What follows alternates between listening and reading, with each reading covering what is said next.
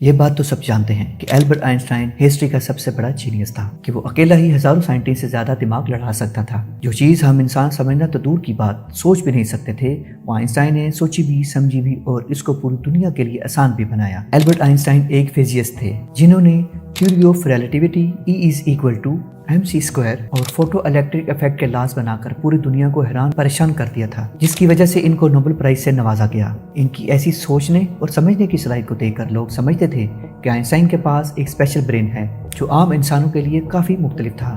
اس وجہ سے وہ نہیں چاہتے تھے کہ مرنے کے بعد ان کی باڈی کے کسی بھی حصے پر ریسرچ کی جائے، بلکہ انہوں نے تو یہ انسٹرکشن دے رکھی تھی کہ مرنے کے بعد ان کی باڈی کو جلا کر راکھ کر دیا جائے۔ لیکن پھر وہی ہوا جس کا ڈر تھا۔ 18 اپریل 1955 کو پرنسٹون ہاسپٹل میں جب آئنسٹائن کا انتقال ہوا تو ان کی موت کی وجہ جاننے کے لیے جو ڈاکٹر آیا تھا اس نے چپکے سے آئنسٹائن کا برین نکال لیا، کیونکہ وہ جاننا چاہتے تھے کہ دنیا کے سب سے بڑے جینیس کے برین میں آخر ہے کیا۔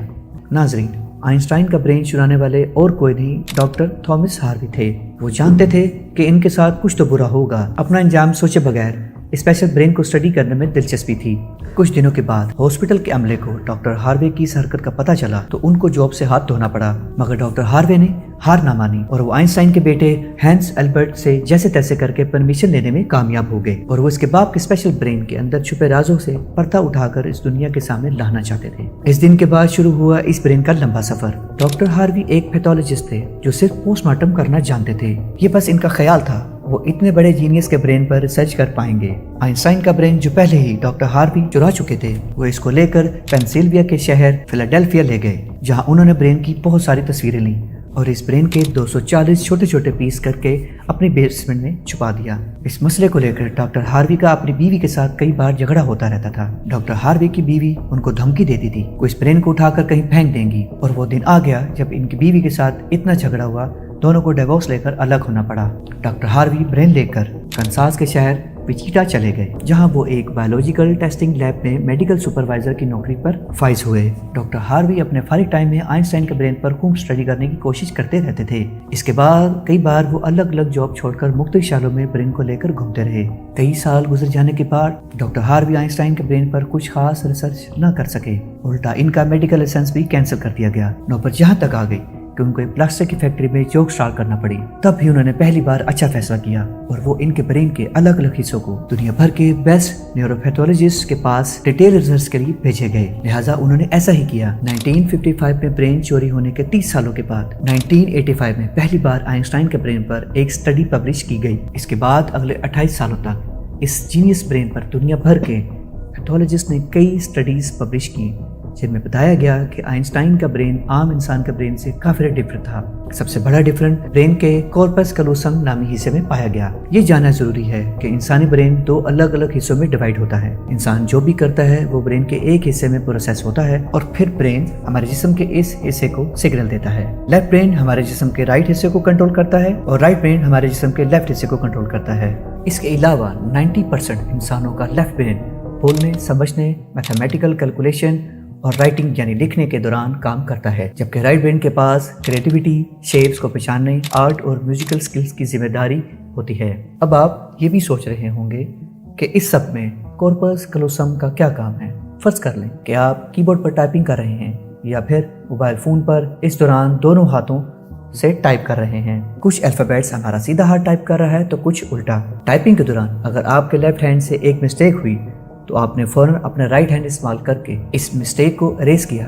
اس کا مطلب یہ ہوا جب ہمارے رائٹ برین سے مسٹیک ہوئی تو اس نے لیفٹ برین کو فوراً سگنل دے کر وہ مسٹیک ٹھیک کروائی۔ برین کے دونوں حصے آپس میں جس چیز کے تھرو کمیونیکیٹ کرتے ہیں اس کو کارپس کلوسم کہا جاتا ہے۔ آئنسٹائن کا کارپس کلوسم عام انسانوں کے مقابلے میں کچھ زیادہ ہی بڑا تھا، یعنی ان کا لیفٹ اور رائٹ برین کا آپس میں بہت اسٹرانگ کنیکشن تھا، جس کی وجہ سے آئنسٹائن ایک ہی وقت میں کافی کمپلیکس پرابلم اور سچویشن کو امیجن کر سکتے تھے۔ کارپس کلوسم کے بڑے ہونے کے علاوہ آئنسٹائن کے برین کا پیٹرن بھی عام انسانوں سے کافی مختلف تھا، اور ریسرچرز کا یہ ماننا تھا کہ اس کی وجہ سے برین میں نیورونز کا فلو کافی بہتر تھا۔ نیورونز کے اچھے فلو ہونے کا مطلب ان کی میتھمیٹیکل کیلکولیشن کی پاور کافی زیادہ اسٹرانگ تھی۔ آئنسٹائن کمپلیکس میتھمیٹیکل پرابلمس کو بغیر پین اور کاپی کے اپنے دماغ میں سولو کرنے کی قابلیت رکھتے تھے۔ بات کریں آئنسٹائن کے برین کے وزن کی تو آئنسٹائن کے برین کا وزن عام انسانوں کے برین سے چھوٹا تھا۔ اس کا وزن 1230 گرام تھا، جبکہ عام انسانوں کا 1400 گرام ہوتا ہے۔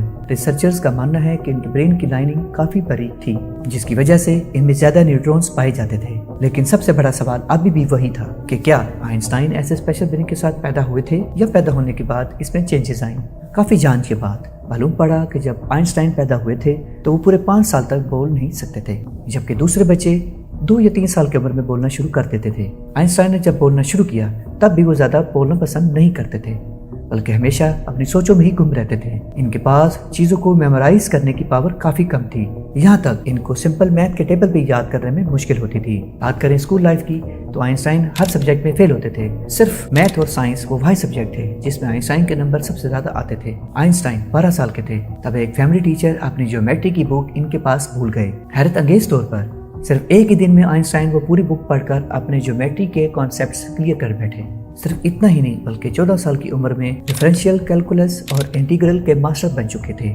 میتھ اور سائنس میں ان کی اتنی گرپ تھی کہ جب وہ کلاس روم میں کوئی سوال پوچھنے کے لیے ہاتھ کھڑا کرتے تو پروفیسر گھبرا جاتے کیونکہ آئنسٹائن کے سوال ان کے سر کے اوپر سے گزر جاتے۔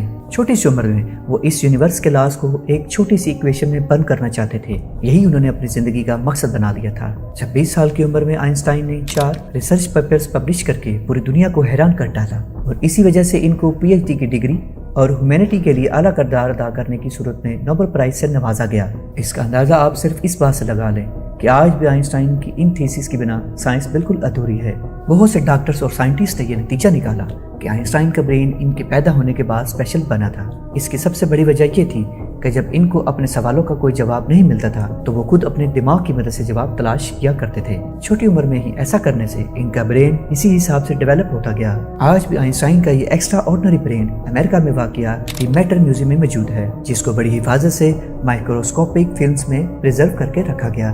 دوستو، امید کرتا ہوں آپ کو یہ آج کی سٹوری پسند آئی ہوگی۔ ویڈیو کو لائک اور شیئر کرنا مت بھولیے گا۔ اپنا خیال رکھیے گا۔ اللہ حافظ۔